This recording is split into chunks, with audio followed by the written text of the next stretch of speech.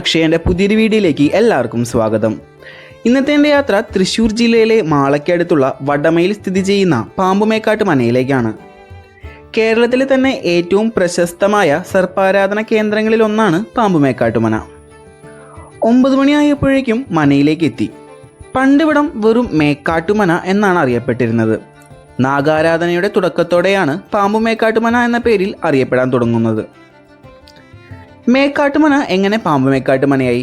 ഇതിന് പിന്നിലെ ഐതിഹ്യം എന്തെന്നാൽ, പണ്ട് കടുത്ത ദാരിദ്ര്യത്തിൽ കഷ്ടപ്പെട്ടിരുന്ന മനയിലെ ഒരു കാരണവർ കൊടുങ്ങല്ലൂർ തിരുവഞ്ചിക്കുളം ക്ഷേത്രത്തിൽ ഭജന ഇരിക്കുകയും ഭജനയിൽ പ്രസന്നനായ നാഗരാജാവ് വാസുകി അദ്ദേഹത്തിന് മുന്നിൽ പ്രത്യക്ഷപ്പെടുകയും ദാരിദ്ര്യം മാറ്റി മനയിൽ കൂടെ വരാൻ വരം നൽകുകയും ചെയ്തു.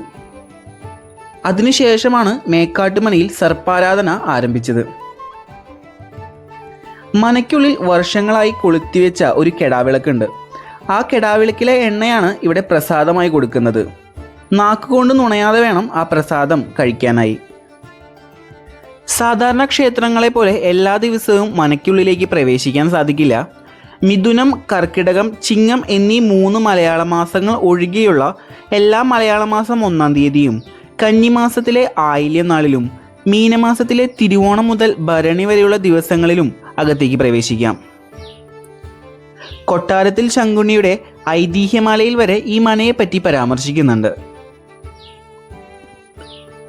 മനയിൽ ഒരു കുഞ്ഞ് ജനിച്ചാൽ അതിനെ സ്വീകരിക്കാൻ നാഗങ്ങൾ എത്താറുണ്ടെന്നും കുടുംബാംഗങ്ങളിൽ ആരെങ്കിലും മരിച്ചാൽ അവരുടെ കൂടെ ഒരു സർപ്പം ജീവൻ വെടിയുമെന്നാണ് വിശ്വാസം.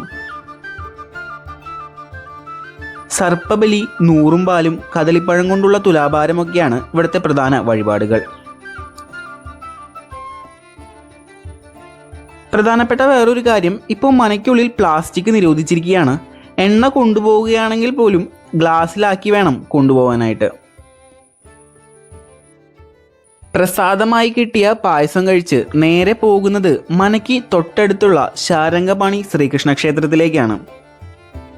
പണ്ട് ഈ കാണുന്ന വഴികളിലെല്ലാം പുള്ളുവാമ്പാട്ട് പാടുന്ന ആൾക്കാരെയും കൈനോട്ടക്കാരെയും എല്ലാം കാണാൻ സാധിക്കുമായിരുന്നു. എന്നാൽ ഇപ്പോൾ ചില പ്രത്യേക ദിവസങ്ങളിൽ മാത്രമാണ് അവർ വരാറുള്ളതെന്നാണ് അവിടെ നിന്ന് അറിയാനായിട്ട് സാധിച്ചത്. ക്ഷേത്രത്തിന് മുന്നിൽ തന്നെ വലിയൊരു ക്ഷേത്രകുളമുള്ള ഒരു മനോഹര ക്ഷേത്രം തന്നെയാണ് ശാരംഗപാണി ശ്രീകൃഷ്ണ ക്ഷേത്രം. ഇവിടെ ശ്രദ്ധിക്കേണ്ട ഒരു കാര്യം, പാൻറിട്ട് ക്ഷേത്രത്തിനുള്ളിലേക്ക് കയറാൻ സാധിക്കില്ല.